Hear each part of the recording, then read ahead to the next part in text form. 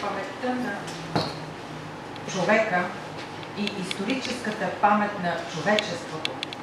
Две толкова близки и толкова различни, трудни, изпитващи ни състояния, спрямо които трябва да измерваме делата си.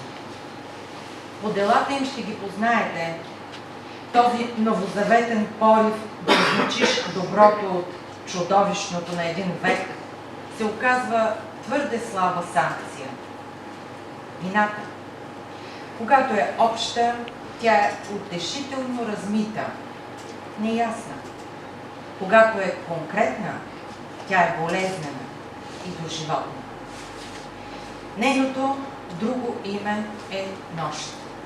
Живеене в нощта, ето с какъв товар тръгва през света, отърсил се от апокалипсиса, наречен Втора световна война, едно 17-годишно момче, Ели Визел.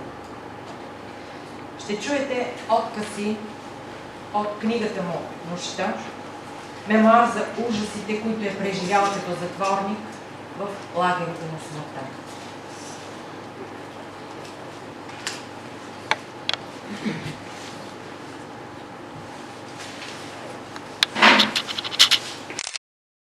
След нощта във въздуха се носеше отвратителна миризма.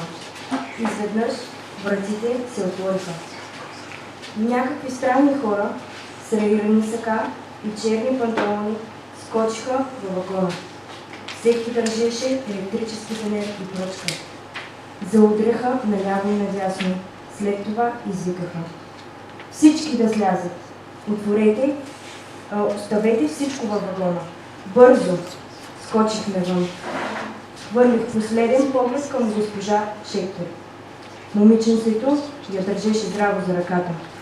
Пред нас бяха пламъците във въздуха, миризмата на изгоряла плът. Трябва да беше полунощ. Бяхме пристигнали в Биркенау. Скъпите ни предмети, които бяхме мъкнали до тук, останаха във вагона, а заедно с тях най-сетне и илюзиите ни. На всеки 2 метра стоеше по един есесовец с насочен към нас автомат. Ръка за ръка ние следвахме тълпата. Насреща ни дойде един сержант с палка в ръка и нареди: "Мъжете наляво, жените надясно." 4 думи, изречени спокойно, равнодушно, без емоции. 4 прости, кратки думи, а с тях настъпи мигът, в който се разделих с майка си. Не бях имал време да помисля, когато усетих как баща ми стиска ръката ми. Бяхме останали сами. За части от секундата успях да видя как майка ми и сестрите ми тръгват надясно. Ципора държеше мама за ръка. Видях ги да се отдалечават. Майка ми галяше русите коси на сестра ми, сякаш да я предпази. А аз продължавах да вървя с баща ми и с мъжете. Не знаех, че това място, в този момент, се разделям с майка ми и с Ципора завинаги. Продължавах да вървя. Баща ми ме държеше за ръка. Зад мен падна един старец. До него един есесовец прибираше револвера си. Ръката ми се вкопчи в ръката на баща ми. Имах една единствена мисъл – да не го изгубя, да не остана сам.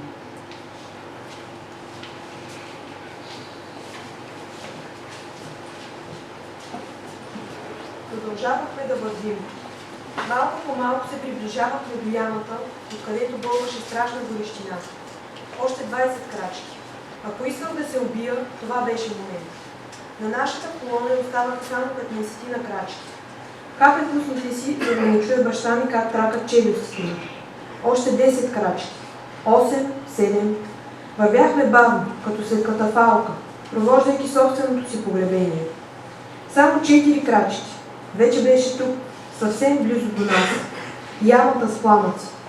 Събирах всичките си останали сили, за да изхвъркна от колоната и да се хвърля върху оградата. В сърцето си се прощавах с баща си, с цялата вселена и пряко волята ми. Устните ми мълвяха думи, сами дошли от някъде. молитва за мъртвите, да се слави и свети името ми. Сърцето ми щеше да се пръсне. Ето, бях лице в лице с ангела на смъртта. Не, на 2 крачки от ямата ни наредиха да завием наляво и ни вкараха в една барака. Стиснах силно ръката на баща ми. Той ми каза: помниш ли госпожа Шехтер под влака? Никога няма да забравя тази нощ. Първата нощ в лагера, която превърна целия ми живот в една дълга нощ, заключена със 7 катинара. Никога няма да забравя този пушек.